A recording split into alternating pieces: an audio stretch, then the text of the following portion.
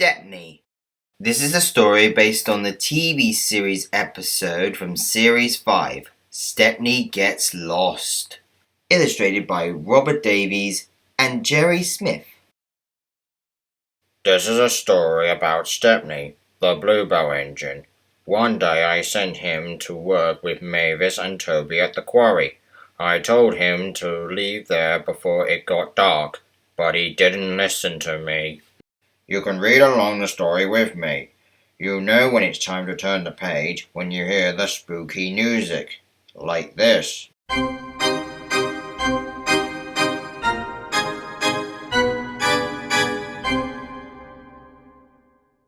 Let's begin. Stepney usually worked with his friend Rusty, but one day the Fat Controller said, I hear you could do with a change of scene, so I want you to help Toby and Mavis at the quarry. Oh, thank you, sir, said Stepney. Shall I be away for long? Just a day, said the Fat Controller. And make sure you leave the quarry before it gets dark. It's very easy to get lost up there.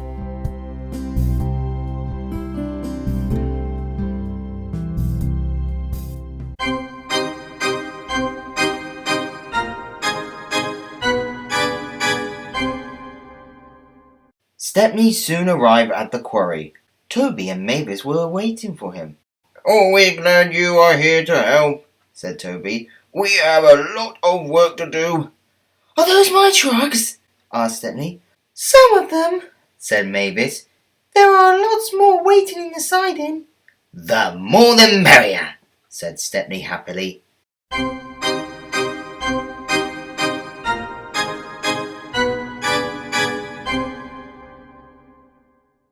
Stepney really enjoyed working with Mavis and Toby. Later that day, the quarry foreman spoke to Stepney's driver. Do you want to take a night special to the building site on the new branch line? He asked.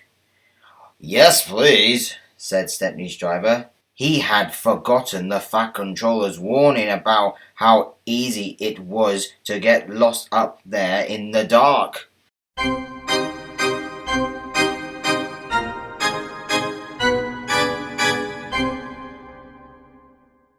Soon night came. Be careful, Stepney, said Toby. It gets very dark on the hillside track. I will, said Stepney. Thank you for a lovely day. I do hope I can come back again soon.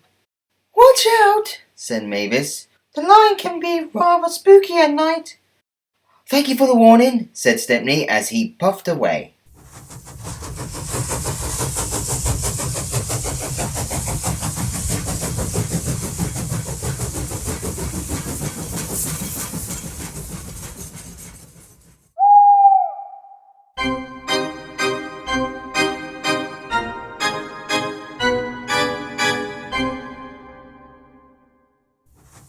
Stepney made the delivery. Once everything had been unloaded, he set it off for home.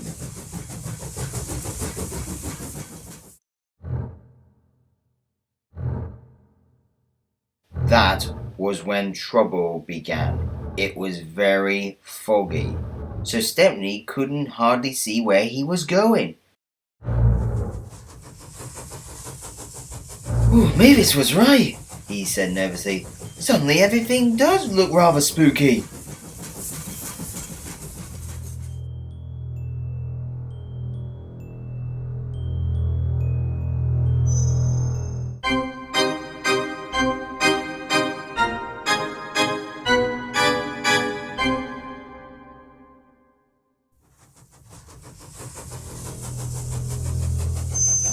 There's a signal box ahead, said his driver. The signal is turned to green. So someone must have been expecting us. But the point had been accidentally set in the wrong direction. Stepney and his driver didn't realize that, so they carried on down the wrong track. After a while, they realized they didn't know where they were.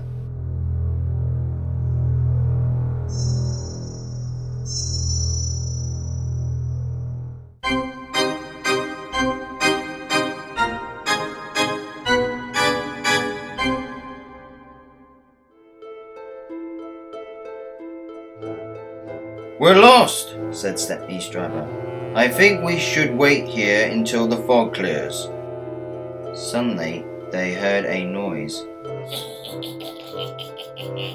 What was that? Said Stepney nervously.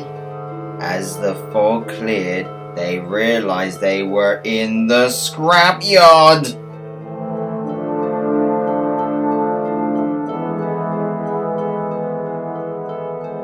Stepney's driver and fireman went to find the foreman.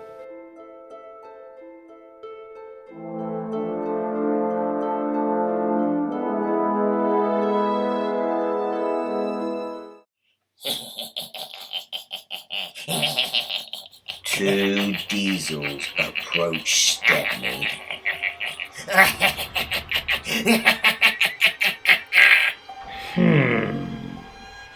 You'll make good scrap, Stepney, they said. Cried Stepney, but no one heard him.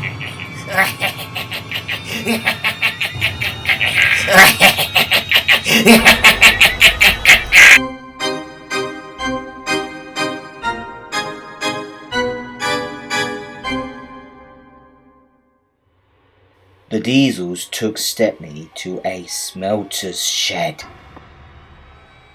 Goodbye, Stepney, they said. Stepney looked up nervously. There was a huge grabber moving down towards him. But I'm not meant to be scrapped, he cried. It's too late now, said the diesels. But just as the machine was about to grab him, it suddenly stopped. The fat controller had turned it off. He had saved Stepney.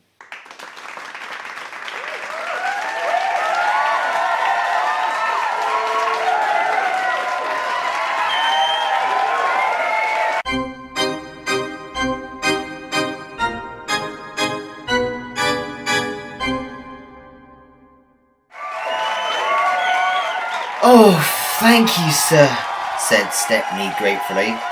You are very lucky I've decided to visit this yard tonight, said the fat controller sternly. I can't always be around to save you, Stepney. You have to be more careful. Stepney promised to always listen to warnings from then on.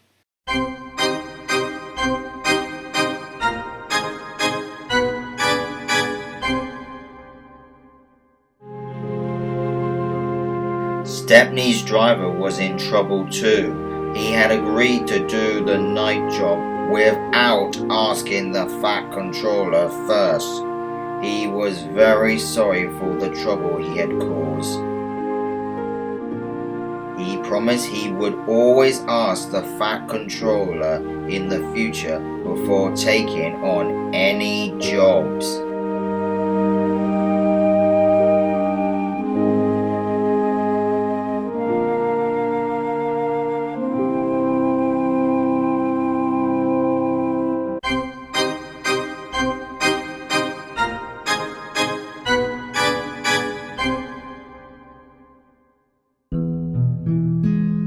I have learned something useful from this, said Stepney. What's that? Asked the fat controller. I've learned that there's no place like home, Stepney said. That's very true, said the fat controller. And that's where you're going now.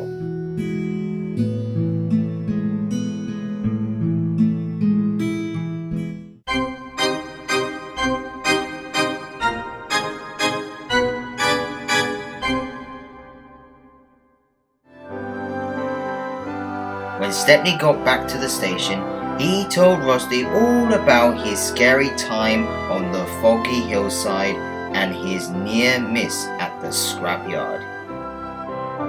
Even though he had been excitedly to work somewhere different for a while, Stepney realized he was happiest working on the fat controller's railway with his good friend Rusty.